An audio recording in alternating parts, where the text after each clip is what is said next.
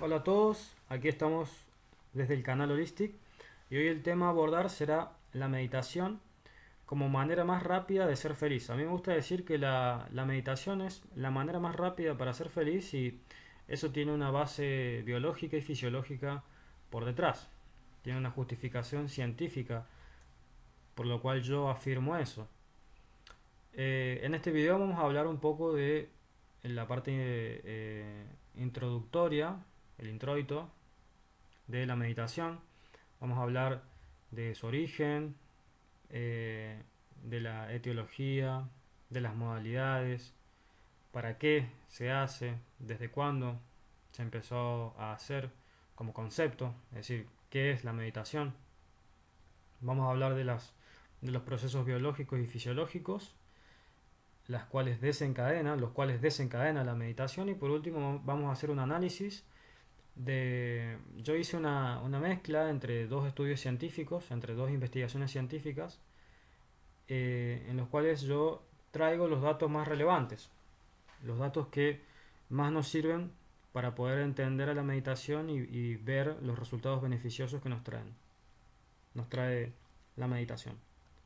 Bien, ¿qué es la meditación? El origen, la práctica, cómo se realiza, las modalidades. La meditación es un tipo de entrenamiento mental, es un tipo de entrenamiento cerebral, en los cuales nosotros inducimos a nuestra mente a un estado de conciencia, en donde amplificamos la atención, sobre todo, al momento presente. Dependiendo del contexto en el cual nos encontremos, la meditación tomará una modalidad distinta, lógicamente adaptándose al entorno cultural, como por ejemplo el hecho de rezar es un tipo de meditación. Después hay meditaciones como por ejemplo el tai chi, las cuales son guiadas a través de los movimientos, etcétera. La manera más fácil, la modalidad más fácil, más sencilla, más rápida, más accesible de hacerla es simplemente cerrar los ojos, empezar a hacer respiraciones profundas de un patrón costal inferior o un patrón diafragmático. Esto es muy importante. No hay que realizar una respiración superficial o una respiración de tiraje, que se le llama también, e ir tomando conciencia, es decir, estando atentos a cómo respiramos, a nuestra frecuencia cardíaca, a cómo se encuentra nuestro cuerpo, prestar atención a las tensiones que tengamos en alguna determinada región corporal y llevando a cabo ese proceso 5, 10, 15, 20 minutos hasta se puede hacer, no hay límite de tiempo. De esa manera estamos meditando, es simplemente eso, es un proceso muy simple, se lleva a cabo de una manera muy simple. La palabra viene del latín meditatio, que etimológicamente esa palabra se la utilizaba para designar los entrenamientos mentales, los ejercicios mentales. Respecto a su historia, los primeros datos, las primeras, eh, los primeros escritos de la meditación datan del siglo III antes de Cristo, ¿no? Algunos autores le atribuyen origen al taoísmo chino, otros al budismo indio. En la historia moderna se la utilizó, por ejemplo, en los Estados Unidos en el año 1978 para el tratamiento de pacientes con enfermedades crónicas, realizando un tipo de meditación que se llama meditación con el objetivo de reducción del estrés, ¿no? Entonces, eh, ese sería un poquito el introito. Lógicamente, siempre la meditación va a tener un tinte espiritual, pero nosotros nos estamos acotando simplemente al proceso biológico y fisiológico que ahora lo vamos a ver. Entonces, para entender a la meditación en su profundidad, tenemos que comprender primeramente que involucra determinadas áreas del cerebro. No es necesario que las sepamos específicamente, sino entender que involucra determinadas regiones cerebrales. En este caso, las áreas del cerebro implicadas, las principales y que siempre se describen en cualquier estudio científico, son la corteza prefrontal, el giro cingulado o el cíngulo y el lóbulo límbico.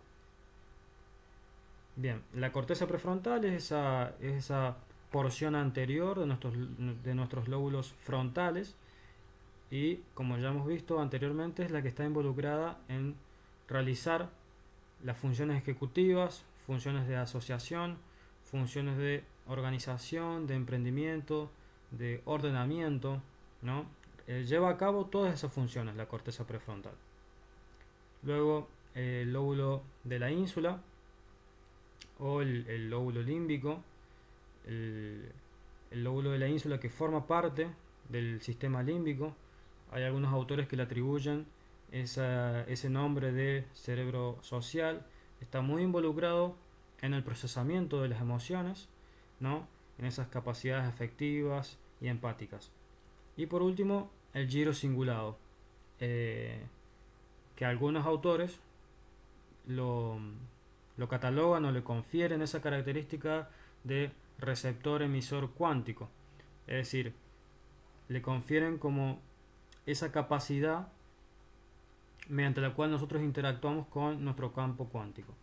Pero bueno, eso es ya un poquito más de física cuántica y todavía en el canal no se ha descrito. El que quiera busque un poco de información y, y, y que lo estudie por otro lado. Tiene cuando uno lo escucha de esta manera tiene un tinte muy espiritual, o sea, parece muy espiritual, pero tiene por detrás también muchísima base científica, comprobada por físicos muy prestigiosos, como por ejemplo Max Planck, eh, Einstein. O sea, participa un poco de sus aportes, participan un poco para formar la base de la física cuántica, Schrödinger y bueno, muchos más, se pueden nombrar muchos más. Bien, acá en la esquina inferior derecha está el estudio, la investigación científica mediante la cual yo saqué esta imagen. Me pareció muy gráfica, muy didáctica. En este estudio científico lo que se hizo fue realizar distintos tipos de meditaciones. Una meditación de tipo de atención, y se la comparó con distintos estados emocionales, como lo es el estado de alerta o los estados de déficit de atención. O sea, cuando la persona se distraía, se tomaba datos mediante una resonancia magnética de cuál era el área que se estimulaba. Entonces vemos, por ejemplo, en la atención, es la arista de la derecha, se estimulaba la corteza prefrontal en su región dorsolateral. En el mental awareness, que es ese estado de alerta, se estimulaba el córtex cingulado póstero derecho, el póstero izquierdo y la región ventromedial de esa corteza prefrontal. Y así sucesivamente con las distintas regiones del cerebro. Las que están marcadas con rojo son aquellas que se activaban durante los distintos procesos. Me pareció muy gráfica y muy buena para traerla al canal para que se entienda y explicarlo de una manera más didáctica. Bien, uno de los efectos más potentes que tiene la meditación, o uno de los efectos principales, es la liberación de determinados neurotransmisores. Caso de la dopamina, de la serotonina y la GABA o el ácido gamma aminobutírico. Estos tres tienen factores en común, ¿no? O sea, participan en la producción de las siguientes emociones: del amor, del perdón, de la paz, de la autocompasión, de la empatía. Tienen distintas particularidades. Por ejemplo, la dopamina participa en los circuitos de recompensa, en los circuitos de liberación de placer. La serotonina es un neurotransmisor inhibidor de la actividad cortical cerebral. Por lo tanto, participa en, por ejemplo, estados de modulación del dolor. Y el ácido gamma aminobutírico también tiene funciones muy similares. Y otro de los efectos que produce la meditación, que me pareció muy impactante, realmente muy beneficioso es el caso de la reducción de las frecuencias cerebrales, la reducción de la frecuencia de nuestras ondas cerebrales. Nosotros en nuestro cerebro tenemos distintas frecuencias de acuerdo al estado en el que nos encontremos, siendo el beta un estado de alerta en el cual estamos conscientes de nuestro espacio, nuestro tiempo. Este tiene una frecuencia de mayor magnitud. Luego bajamos de frecuencia a un estado alfa, donde ya hay cierta relajación. Es un estado como si fuera una meditación superficial. Luego el estado delta, una meditación más profunda, más relajado. Es ideal para lo que tiene que ver con el pensamiento creativo, el imaginativo, la reflexión. Y por último las ondas teta, las cuales son las que se activan durante el sueño profundo y reparador. Entonces, ya del hecho de que nos reduzca esa frecuencia de nuestras ondas cerebrales es muy beneficioso, es decir, nos relaja, nos calma, nos da paz. Esto es un factor fundamental en, por ejemplo, patologías psiquiátricas, como puede ser el caso de un trastorno de ansiedad. Bien, ahora vamos a ver un poquito las investigaciones realizadas. O sea, como yo dije anteriormente, hice una mezcla entre dos estudios científicos y bueno, las conclusiones que se observaron fueron las siguientes.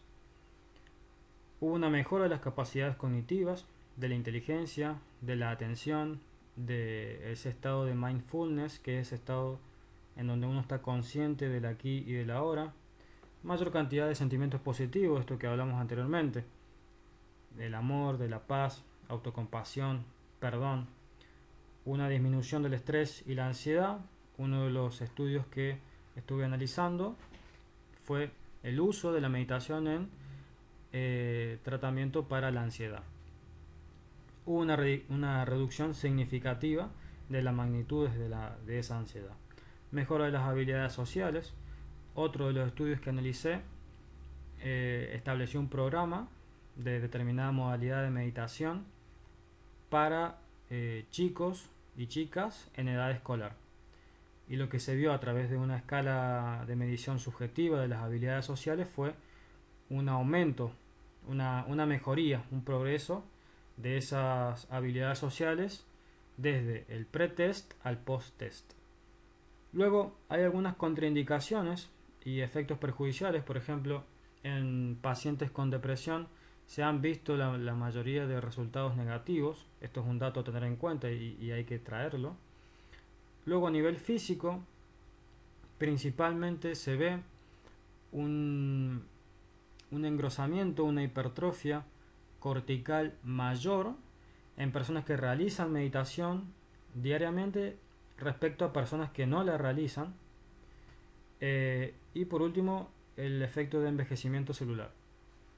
Este es un efecto que me pareció muy interesante traerlo al canal, y es el siguiente: en personas estresadas se ve un acortamiento de los telómeros correspondiente a 7 años de envejecimiento celular. Es decir, para personas que tienen 20 años, aquellos que sufren de estrés crónico, de ansiedad, es como que celularmente tienen 27 años, es decir, 7 años más. Y las personas que llevan a cabo una meditación diaria y la cronifican en el tiempo, son constantes, se desencadenan determinados procesos, como por ejemplo liberación de células madre, los cuales contrarrestan estos efectos de envejecimiento celular, y sus telómeros se ven o normales de acuerdo a su edad biológica o algo rejuvenecidos. Esto fue un estudio llevado a cabo por Natalisa Mateo, una doctora en biología de un país de por Europa. No recuerdo precisamente qué país es. Entonces, bueno, espero que les haya gustado esta pequeña síntesis que hice de la meditación. Espero que les haya servido. Dejen su crítica, su comentario y bueno, nos vemos en el próximo video.